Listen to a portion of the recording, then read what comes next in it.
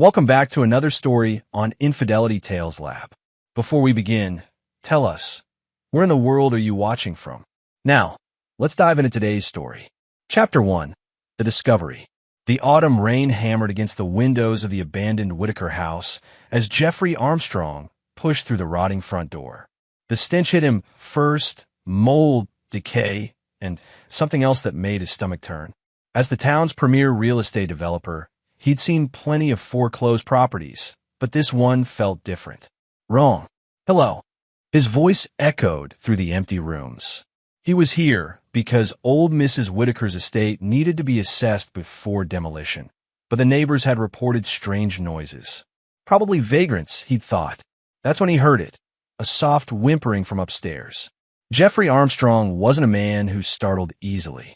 At 45, he'd built an empire from nothing, survived a bitter divorce, and learned that in business, mercy was a luxury he couldn't afford. His steel-gray eyes and weathered face told the story of a man who'd fought for everything he had.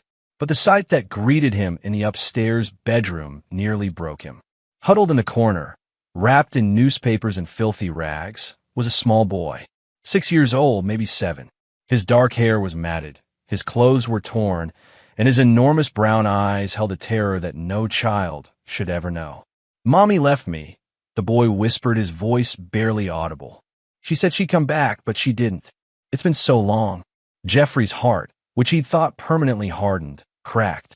He approached slowly, hands visible, the way he might approach a wounded animal. "What's your name, son?" "Tyler," the boy said. "Tyler Armstrong." The world stopped. Armstrong, his daughter Ellen's maiden name. Ellen, who'd run away 18 years ago at 17, leaving behind nothing but heartbreak and silence. Ellen, who'd broken her mother's heart so thoroughly that Margaret Armstrong had died of what the doctors called a stroke, but Jeffrey knew was despair. "Your mother," Jeffrey said carefully. "What's her name?" "Ellen. Ellen Armstrong. She told me we were going to live with my daddy, but then she just left me here. She said to wait, but I've been waiting so long. I'm hungry. I'm so hungry." Jeffrey sank to his knees. This was his grandson, Ellen's son, left to die in this hellhole, while where was she? "Tyler," he said softly, "I'm your grandfather. I'm going to take you home." The boy's eyes widened. "Grandpa?" "Mommy said I didn't have a grandpa. She said everyone was gone." Another lie, another betrayal. Ellen had stolen 18 years from him, and now she'd abandoned her own child. Jeffrey felt something cold and hard settle in his chest, a familiar feeling from his business dealings, but amplified tenfold. As he carried Tyler out of that house of horrors, wrapping him in his own coat, Jeffrey made a silent promise. If Ellen ever came back, she would face a reckoning unlike anything she could imagine. He was Jeffrey Armstrong, and he never forgave. He never forgot. Tyler fell asleep in the car, his small hand clutching Jeffrey's sleeve. The boy was home now. But Ellen had made her choice long ago, and when the time came, she would pay for every moment of suffering she'd caused. Chapter 2. Building an Empire. 12 years had transformed both Tyler and Jeffrey in ways neither could have imagined. The terrified, malnourished boy had grown into a confident 18-year-old with his grandfather's steel-gray eyes and a mind sharp enough to impress even Jeffrey's business associates. Tyler Armstrong stood 6 feet tall, carried himself with quiet confidence, and possessed an intelligence that cut through deception like a blade. More importantly, he understood who had saved him and who had abandoned him. Jeffrey had spared no expense on his grandson's education. Private schools, tutors, travel, everything Ellen had denied him. But the most valuable education Tyler received was watching his grandfather operate. Jeffrey Armstrong hadn't just built a real estate empire. He'd created a web of influence that stretched through every level of society. "Business isn't about being nice, Tyler," Jeffrey had explained during one of their evening talks in his study. "It's about being necessary. When people need you more than you need them, you hold all the cards." Tyler absorbed every lesson. He learned about leverage, about patience, about the difference between justice and revenge. Justice was what the courts provided. Revenge was personal, and it was an art form. During these 12 years, Jeffrey had quietly investigated Ellen's disappearance. Private investigators, forensic accountants, former FBI agents, he'd hired them all.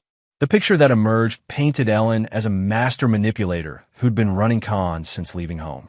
She'd married 3 different men under false names, cleaned out their bank accounts, and vanished. She'd been connected to insurance fraud, identity theft, and had left a trail of broken families in her wake.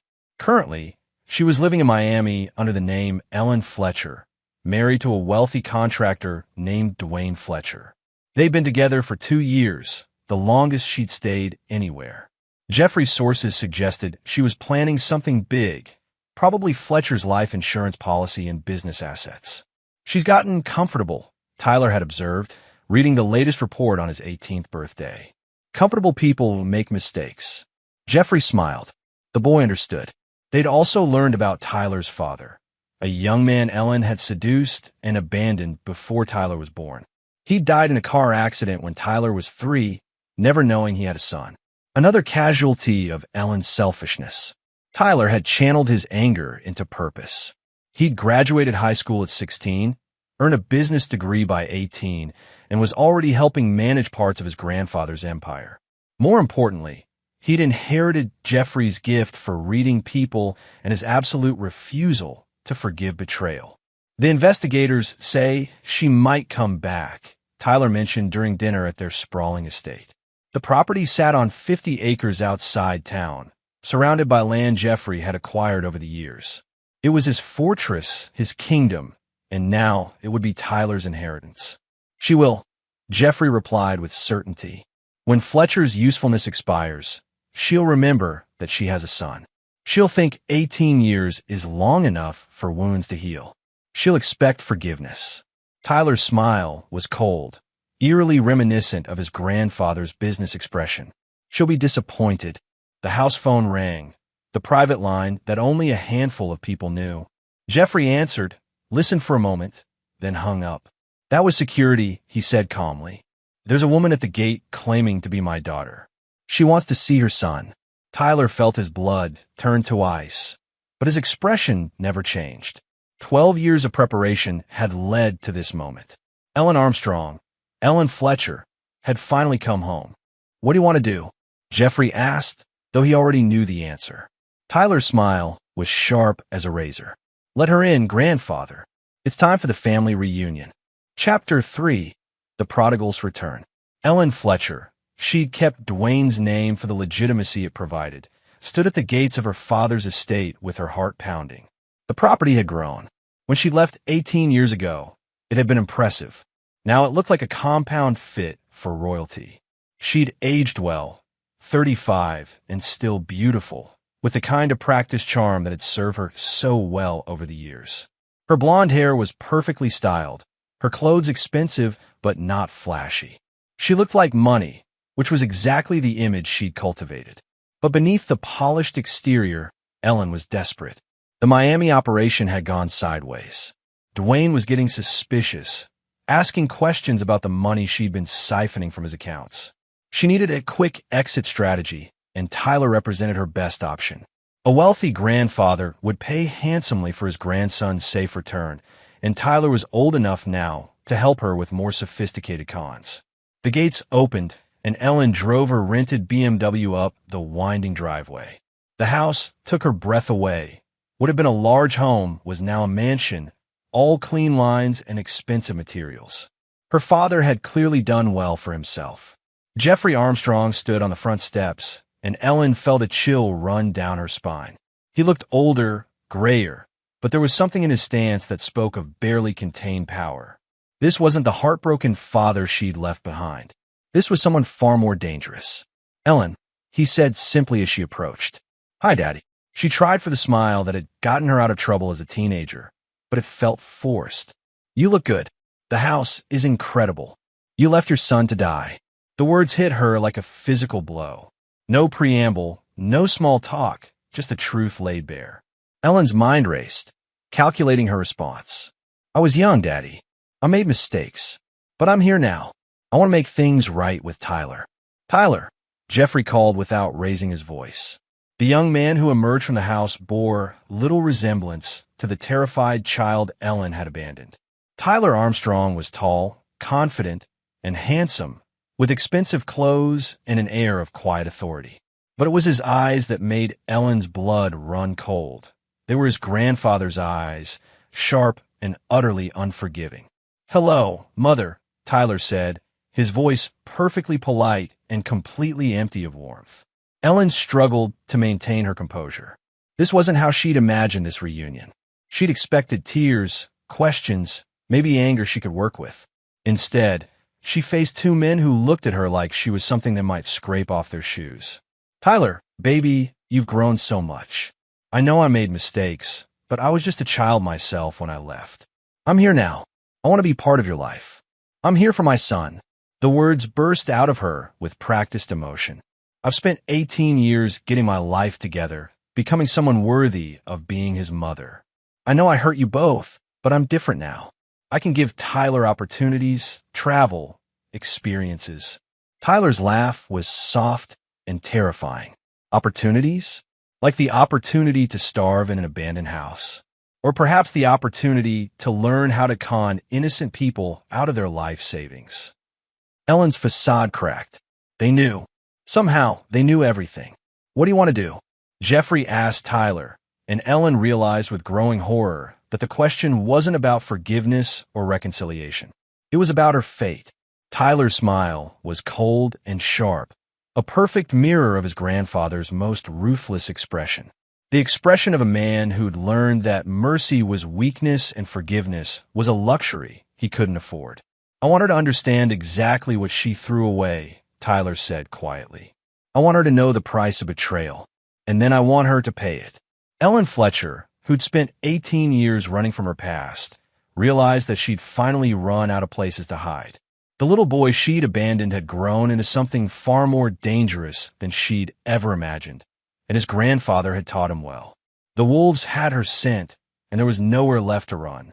Chapter 4. The Price of Truth. The library of the Armstrong estate felt like a courtroom as Ellen sat across from her father and son, 3 crystal glasses of aged whiskey untouched on the mahogany table between them. The walls were lined with legal texts, business journals, and photographs of Tyler's achievements, graduation ceremonies, academic awards, newspaper clippings about his early business successes alongside his grandfather. Ellen had been studying these images for an hour, and each one was a knife twist of what she'd missed, what she'd thrown away. "Tell me about Dwayne Fletcher," Jeffrey said conversationally, as if asking about the weather. Ellen's practiced mask slipped for just a moment. "How old are you?" "I know everything, Ellen. The question is whether you're finally ready to tell the truth."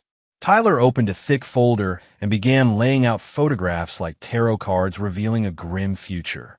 Ellen saw herself with each of her victims over the years.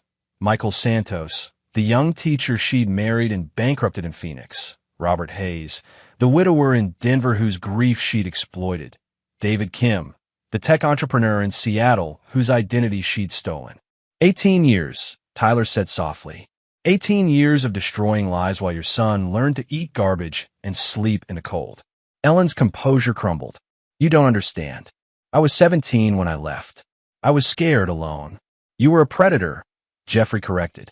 "The age just made you more dangerous because people trusted you." The investigation reports were damning. Ellen had refined her techniques over the years, graduating from simple theft to elaborate long-term cons. She would target vulnerable men, recent widowers, divorcees, or lonely middle-aged bachelors, seduce them into marriage, then systematically drain their assets before disappearing. "But Dwayne Fletcher is different," Tyler observed, studying a photograph of Ellen's current target. "Wealthy, yes, but not vulnerable. Not stupid. He's a successful contractor with ties to some very unsavory people in Miami. People who don't forgive being stolen from." Ellen's blood went cold. They knew about Dwayne's connections to money laundering operations, about the cash businesses that were fronts for much darker enterprises. She thought she was clever, skimming from accounts he'd never miss. But if Dwayne was as connected as Tyler suggested, "You're in trouble, aren't you?" Jeffrey asked. "Real trouble. The kind that ends with you floating in Biscayne Bay."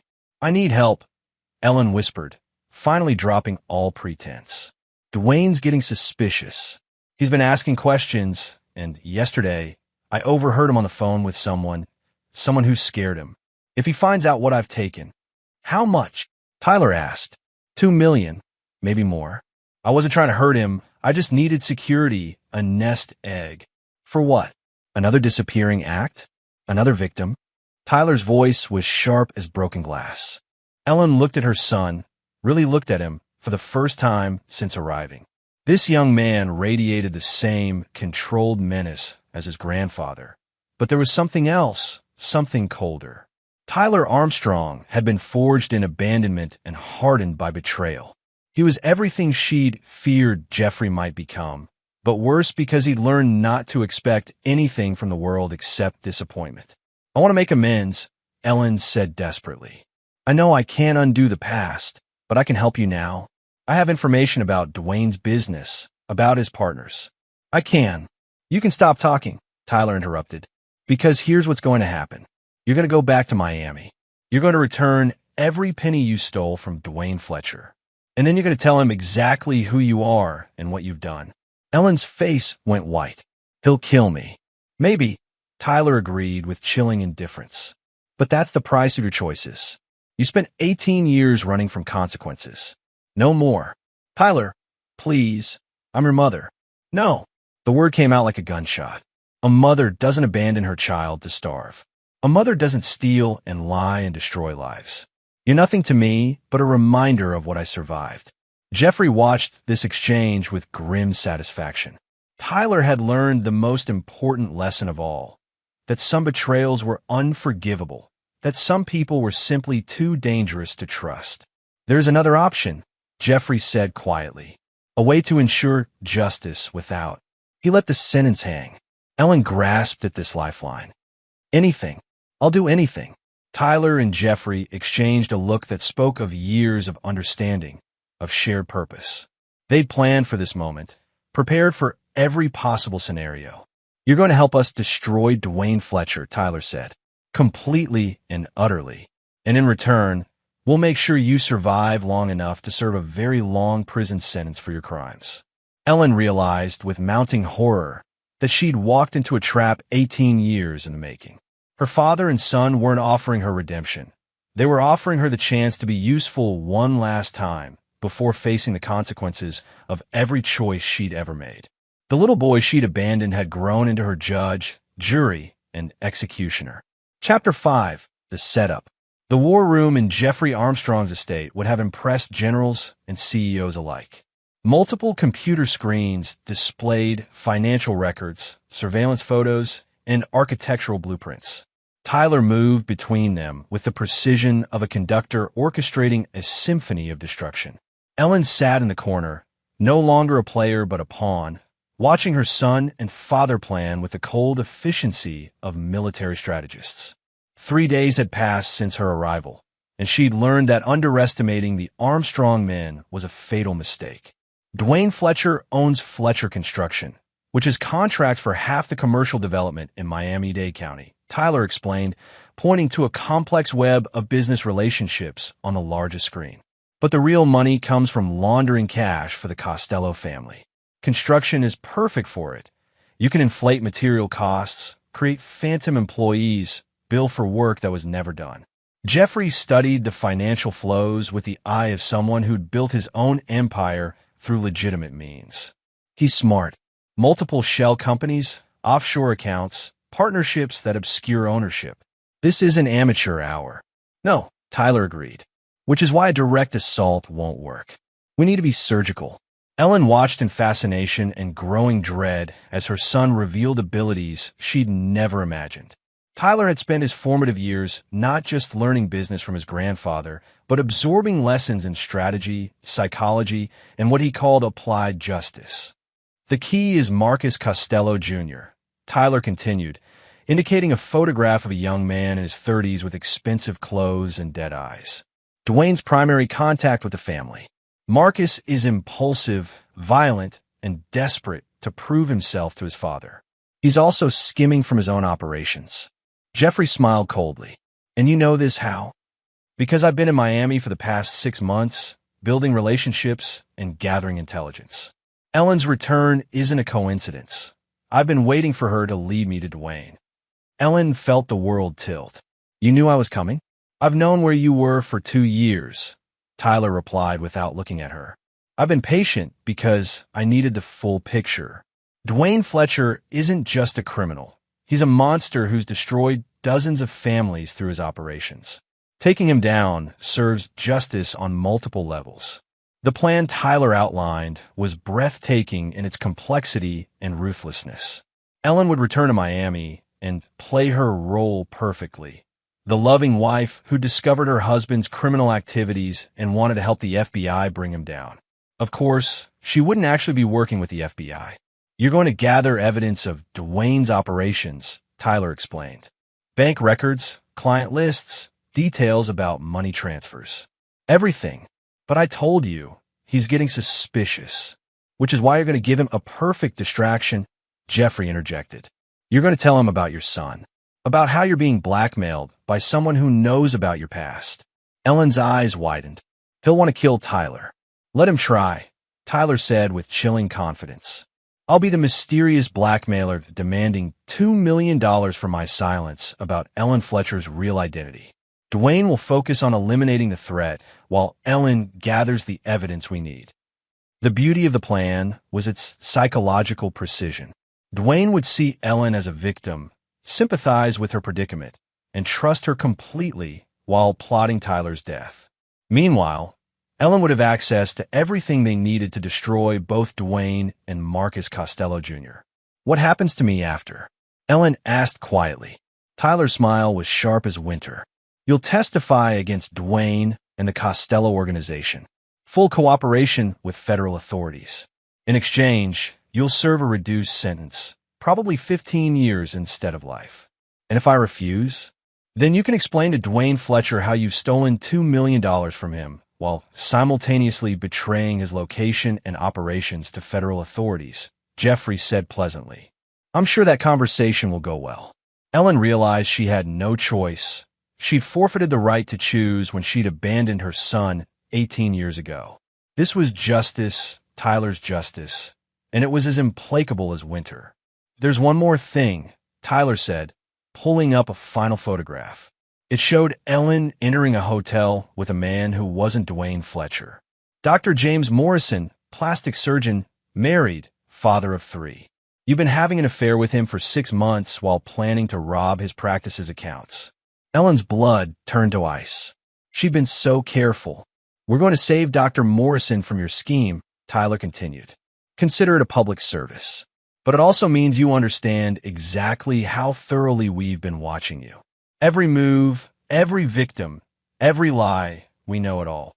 The young man Ellen had abandoned was now demonstrating that he'd inherited his grandfather's gift for long-term strategic thinking, but with a patience and precision that was entirely his own.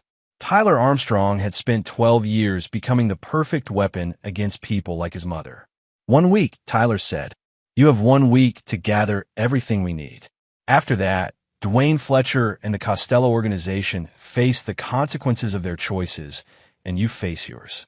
Ellen looked at her son one last time, searching for any trace of the terrified child she'd left behind. She found nothing but cold determination and a complete absence of mercy. She'd created this monster, and now it was going to destroy everything she'd built on the foundation of her betrayals. Chapter 6. The Hunt Begins. The penthouse suite overlooking Biscayne Bay cost more per night than most people earned in a month, but Tyler Armstrong barely noticed the luxury. His attention was focused on the sophisticated surveillance equipment that turned the living room into a command center worthy of a government operation. For 6 months, he'd been establishing his cover identity in Miami as Tyler Morgan, a venture capitalist with inherited wealth and a taste for high-stakes investments. The identity was bulletproof, complete with financial records, social media history, and references that would satisfy even professional investigators. Through his hotel room windows, he could see Fletcher Construction's downtown headquarters, where Ellen was playing her role perfectly. 3 days had passed since her return to Miami, and Dwayne Fletcher had swallowed the bait completely. Tyler's phone buzzed with an encrypted message from Ellen. He wants to meet the blackmailer.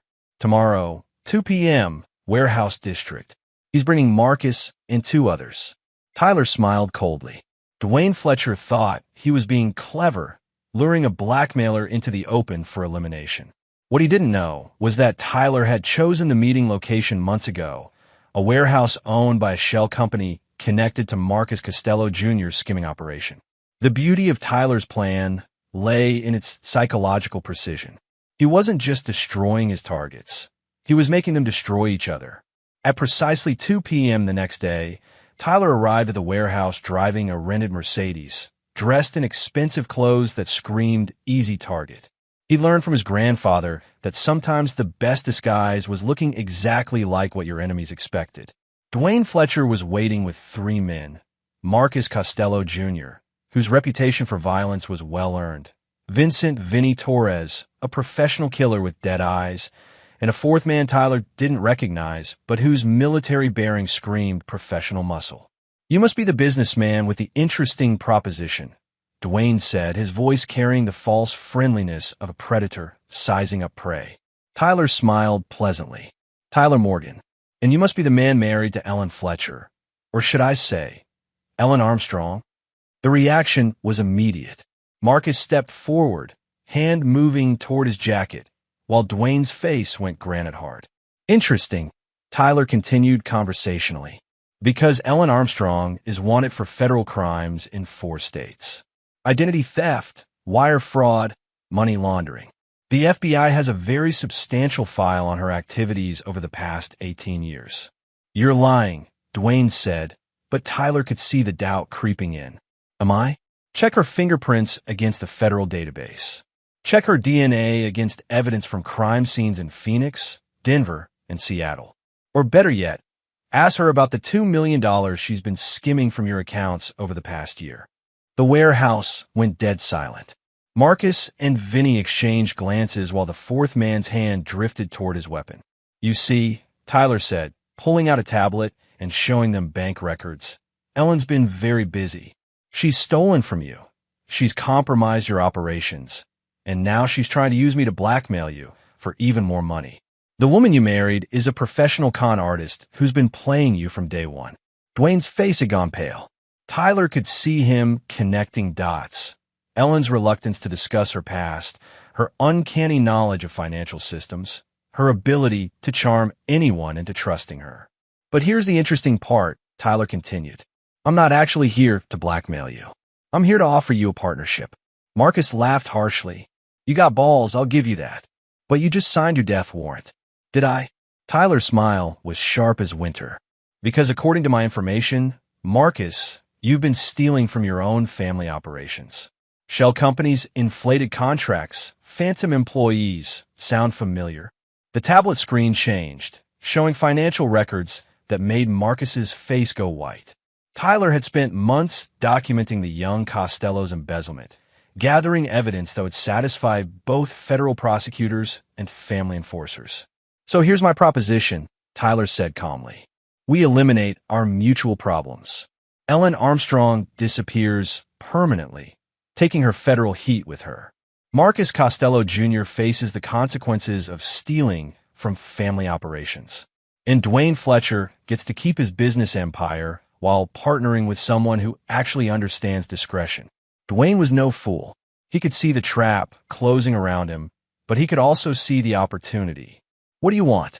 20% of the legitimate operations, full partnership in the financial services. In exchange, you get rid of a wife who's been stealing from you and a partner who's been stealing from his own family. The warehouse fell silent except for the distant sound of Miami traffic. Tyler could see calculations running behind Dwayne's eyes. Profit versus risk, opportunity versus threat. "How do we know you won't betray us like she did?" Vinny asked. Tyler's smile was completely without warmth. "Because unlike Ellen Armstrong, I honor my commitments. When I make an alliance, it's permanent. When I make an enemy, it's fatal." The young man who'd been abandoned as a child had grown into something far more dangerous than any of them had imagined. Tyler Armstrong was offering them a partnership, but on terms that would ultimately destroy them all. He was his grandfather's student, but he'd learned lessons in patience and precision that even Jeffrey might find unsettling. The hunt was just beginning. Chapter 7. The Trap Springs. The confrontation came at sunset, in the same abandoned warehouse where Tyler had met with Dwayne Fletcher 3 days earlier. But now the dynamics had shifted completely, and Ellen Fletcher found herself at the center of a storm 18 years in the making. Ellen arrived expecting to meet Tyler alone. Another blackmail payment, another day of playing the desperate mother trying to protect her son. Instead, she found Dwayne waiting with Marcus, Vinny, and 2 additional men she didn't recognize. "Hello, darling," Dwayne said, his voice carrying a chill that made Ellen's blood freeze. "We need to have a conversation about your past." Tyler emerged from the shadows like a predator materializing from darkness. But this wasn't the polished young businessman Ellen had been dealing with. This was someone else entirely. Someone harder, colder, wearing Tyler's face but radiating menace like heat from a forge. "Hello, Mother," he said softly. Ellen's world tilted. "What are you doing here? How do you know your husband? Know his business? Know about Marcus's embezzlement?" Tyler's smile was sharp as broken glass. "I've been planning this for months, Ellen. Every move, every conversation, every betrayal has led to this moment." Dwayne stepped forward, his face dark with rage. "You want to explain how your blackmailing son knows about our operations? You want to explain how he has access to financial records that should be impossible to obtain?" Ellen looked between Tyler and Dwayne, understanding beginning to dawn like a nuclear sunrise. "You're working together." "In a manner of speaking," Tyler agreed, "though I prefer to think of it as applied justice." The warehouse doors slammed shut with a sound like a coffin closing. Ellen spun around to see Jeffrey Armstrong entering with 2 men she recognized as private security contractors, the kind who specialized in problems that needed to disappear. 18 years, Jeffrey said conversationally, his voice echoing in the empty space. 18 years since you abandoned your son to die. Did you think we'd forgotten? Did you think we'd forgiven? Ellen's mind raced, trying to process the scope of what was happening. Tyler hadn't been her victim. He'd been hunting her. The blackmail, the demands for money, even her return to Miami had all been orchestrated to bring her to this moment. "The beautiful thing about justice," Tyler said, pulling out a tablet and showing surveillance footage, "is that eventually everyone pays for their choices." The screen showed Ellen over the past week, stealing documents from Dwayne's office, photographing financial records, copying computer files. Everything she'd done under Tyler's direction, thinking she was gathering evidence to save herself. "Every theft, every betrayal, every lie," Tyler continued. "All documented, all admissible in federal court. Congratulations, Ellen.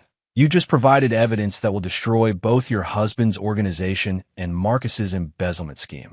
Dwayne's face went dead white as he realized what had happened. "You played us. All of us."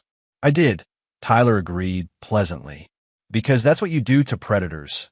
You give them exactly what they want until they destroy themselves reaching for it." Marcus pulled a gun, but Tyler didn't even flinch. "I wouldn't, Marcus. Because in about 30 minutes, FBI agents are going to raid this warehouse based on an anonymous tip about a meeting between known organized crime figures. They'll find all of you here, along with evidence of money laundering, murder, and 18 years' worth of Ellen's criminal activities." Ellen felt her legs give out. She'd been played, completely, utterly, devastatingly played by her own son. "The only question," Tyler continued, his voice cold as winter, "is whether you're here when they arrive or whether you choose to run." Again, Dwayne's hand moved toward his gun, but Jeffrey's security contractors were faster. The warehouse filled with the sound of weapons being drawn and safeties being clicked off. "I have a better idea," Dwayne snarled. "We kill all of you and disappear. Start fresh somewhere else." Tyler laughed, a sound completely devoid of humor. "With what money? The accounts you've been using are frozen as of an hour ago. The FBI's Financial Crimes Unit has been very busy today." Ellen watched in horror as her son destroyed lives with the same casual efficiency his grandfather destroyed business competitors. Tyler Armstrong had learned lessons in patience and precision that went far beyond anything she'd ever imagined. "You're all going to prison," Tyler said simply. Ellen for her 18 years of theft and fraud. Dwayne for money laundering and organized crime. Marcus for embezzlement and murder. The only variable is how long you survive in federal custody. Sirens began wailing in the distance, still far away, but getting closer. "Choose quickly," Tyler advised. "Run now and die trying to escape, or surrender and face the consequences of your choices." Ellen looked at her son one last time, seeing nothing but cold satisfaction in eyes that had once belonged to a terrified 6-year-old boy. She'd created this monster by abandoning him, and now he was destroying everyone who'd ever betrayed him with the precision of a surgeon and the mercy of winter.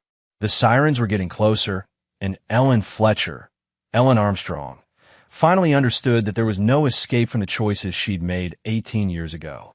Chapter 8, Judgment Day. The federal courthouse in Miami buzzed with activity as the most significant organized crime prosecution in years reached its climax.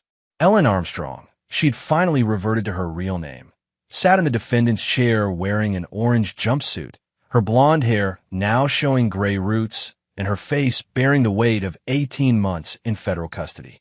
Beside her sat Dwayne Fletcher and Marcus Costello Jr., both men having aged years in the time since their arrest. The warehouse trap had netted federal authorities not just 3 defendants, but evidence that had dismantled an entire money laundering network. Tyler Armstrong sat in the gallery, impeccably dressed and radiating the quiet confidence of a man who'd orchestrated justice with surgical precision. At 21, he'd become the youngest person ever to receive a federal law enforcement commendation for civilian assistance in a major organized crime case. "Your Honor," the federal prosecutor addressed Judge Sarah Morrison, "the evidence in this case represents one of the most comprehensive criminal conspiracies ever prosecuted in this district. The defendants engaged in money laundering, racketeering, fraud, and in the case of Marcus Costello Jr., murder." Ellen's defense attorney, a public defender overwhelmed by the mountain of evidence, made a perfunctory argument for leniency based on cooperation. Ellen had indeed provided testimony against the Costello organization, but the damage to her own case was irreversible. The evidence Tyler had orchestrated Ellen to gather was devastating. Financial records showing 18 years of systematic fraud, victim impact statements from dozens of families she destroyed, and forensic accounting that proved she'd stolen over $8 million across her criminal career. "Ms. Armstrong," Judge Morrison said, her voice carrying the weight of absolute authority, "you have perpetrated one of the most extensive patterns of fraud this court has ever seen. Your actions destroyed families, bankrupted innocent people, and showed a complete disregard for the law and basic human decency." Ellen forced herself to meet the judge's eyes, but she could feel Tyler's gaze burning into the back of her head. "Furthermore," the judge continued, "your abandonment of your minor child represents a level of callousness that defies comprehension. The psychological evaluations indicate that your son suffered severe trauma that affects him to this day." If only she knew, Ellen thought bitterly. Tyler's trauma hadn't made him weak. It had forged him into something infinitely more dangerous than anyone in this courtroom understood. "Ellen Armstrong, this court sentences you to 25 years in federal prison without possibility of parole for the first 15 years. You will also pay restitution in the amount of $8.7 million. The gavel fell like thunder. Ellen felt her legs give out, but the federal marshals were already there to support her. 25 years. She'd be 58 when she was first eligible for parole, assuming she survived federal prison. Dwayne Fletcher received 30 years for racketeering and money laundering. Marcus Costello Jr. got life, without parole, for murder and organized crime leadership. The network Tyler had helped expose wouldn't be threatening anyone for generations. As Ellen was led away in shackles, she caught sight of Tyler one last time. He was watching her with the same cold satisfaction he'd shown in the warehouse. But there was something else, a sense of completion, as if a long chapter of his life was finally closing. After the sentencing, Tyler stood outside the courthouse with his grandfather, both men wearing expensive suits and expressions of quiet satisfaction. "Justice served," Jeffrey said simply. "Justice served," Tyler agreed. "But more importantly, a lesson taught. Actions have consequences, betrayal has a price, and some debts can never be forgiven." A reporter approached, recognizing Tyler from the media coverage. "Mr. Armstrong, how does it feel to see your mother sentenced to federal prison?" Tyler's smile was polite and completely empty. "Ellen Armstrong ceased to be my mother the day she abandoned me to die in that house. What happened today wasn't personal. It was simply the natural consequence of choices she made 18 years ago." The reporter pressed on. "Do you think the sentence was fair?" "I think," Tyler said carefully, "that everyone involved received exactly what they deserved. Justice doesn't always look like mercy, but it's always necessary." As they walked away from the courthouse, Jeffrey placed a hand on his grandson's shoulder. "Your grandmother would have been proud. Margaret always believed that some betrayals were unforgivable." Tyler nodded, thinking of the woman who died of heartbreak when Ellen ran away. She also believed that family wasn't about blood. It was about who stands by you when everything falls apart. They drove back to the Armstrong estate in comfortable silence, past the abandoned Whitaker house where Tyler's real life had begun 18 years ago. The property had been demolished and turned into a memorial garden, a place of beauty growing from the ashes of tragedy. Ellen Armstrong had finally faced the consequences of her choices. Tyler Armstrong had ensured that justice was served with the precision of a surgeon and the patience of winter. The abandoned child had grown into a man who understood that mercy was earned, trust was precious, and betrayal was a debt that compound interest made impossible to escape. Chapter 9. Legacy of Winter. 5 years after the trial, Tyler Armstrong stood in his grandfather's study, now officially his own, reviewing the quarterly reports from Armstrong Holdings. At 26, he'd expanded the family empire into new territories, technology investments, renewable energy, and most significantly, a private foundation dedicated to finding and rescuing abandoned children. The Tyler Armstrong Foundation had saved over 300 children in 5 years, providing them with homes, education, and most importantly, the understanding that their worth wasn't determined by those who'd abandoned them. "Sir," his assistant, Jordan Gentry, entered carrying the morning mail. "There's a letter here marked personal. No return address, but it's from a federal corrections facility." Tyler took the envelope without emotion. He'd been expecting this for months. Ellen Armstrong had been a model prisoner, and model prisoners sometimes earned the privilege of limited correspondence. The letter was brief. "Tyler, I know you'll probably never read this, but I needed to try. I know I have no right to ask for anything, but I'm dying. Pancreatic cancer, maybe 6 months left. I'm not asking for forgiveness. I know what I did was unforgivable. I'm not asking you to visit or to care. I just wanted you to know that not a day has passed that I haven't thought about that little boy I left behind. You became everything I could never be. Strong, honorable, someone who protects instead of destroys. I'm proud of you, even if I have no right to be. I hope you find happiness. I hope you find love. I hope you never become as cold as the world made you. Ellen." Tyler read the letter twice, then fed it into the paper shredder beside his desk. He felt nothing, no anger, no sadness, no satisfaction. Ellen Armstrong had become irrelevant to his life the moment the gavel fell at her sentencing. His phone buzzed with a message from his grandfather, who'd officially retired but still maintained an office in the building. "Dinner tonight? I have news about the Henderson Project." Tyler smiled. Jeffrey Armstrong, now 72, had found new purpose in the foundation work. The man who'd built an empire through ruthless business practices was now channeling that same energy into saving children who'd been discarded by the world. As Tyler prepared to leave for the day, he caught sight of his reflection in the office window. 26 years old, successful beyond most people's dreams, respected and feared in equal measure. He'd become everything his grandfather had trained him to be, a man who understood that loyalty was earned, trust was precious, and betrayal was a debt that could never be forgiven. But he'd also become something more. The foundation work had shown him that strength could be used to protect, as well as destroy. That power could heal as well as harm. His phone rang. Jordan calling from the outer office. Sir, there's a Detective Casey Richmond here to see you. Says it's about a child abandonment case in Broward County. Tyler's expression sharpened. Send him in. Detective Richmond was a weathered man in his 50s with kind eyes and calloused hands. He carried a file folder and wore the expression of someone who'd seen too much but never stopped caring. Mr. Armstrong, I know your foundation does incredible work with abandoned children. We have a situation. 8-year-old girl, found in a condemned building, parents nowhere to be found. She's been asking for her mommy for 3 days. Tyler felt something twist in his chest. Not the cold satisfaction of revenge, but something warmer and more dangerous. Hope. What's her name? Lily. Lily Hayes.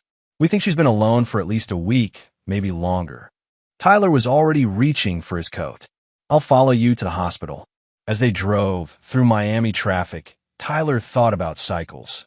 How trauma could create monsters or heroes. How abandonment could forge predators or protectors. Ellen Armstrong had tried to make him weak, but she'd instead made him strong. She tried to make him a victim, but she'd instead made him a guardian. The little girl in the hospital bed looked exactly like Tyler had 18 years ago. Terrified, abandoned, but not broken. Not yet. Lily, Tyler said softly, pulling up a chair beside her bed. I'm Tyler. I heard you've been looking for your mommy. The girl nodded, tears streaming down her face. She said she'd come back. She promised. Tyler felt his heart break and harden simultaneously. Another abandoned child. Another Ellen Armstrong disappearing into the night. Another cycle beginning. Lily, he said gently, sometimes grown-ups make promises they can't keep. But I want to make you a different kind of promise. I promise that you'll never be alone again. I promise that you'll have a family who chooses to love you. And I promise that no one will ever abandon you again. The girl looked at him with the same desperate hope Tyler had felt when his grandfather first found him. The cycle was continuing, but this time it would end differently. Tyler Armstrong had learned that justice wasn't always about punishment. Sometimes it was about preventing the next victim, protecting the next child, breaking the cycle before it could continue. Ellen Armstrong had created a monster when she abandoned her son. But that monster had chosen to become something better. A guardian, a protector, a man who understood that real strength came from standing between the innocent and the darkness. The abandoned child had grown into a man who made sure no child would ever be abandoned again. The cycle was broken. The winter was over.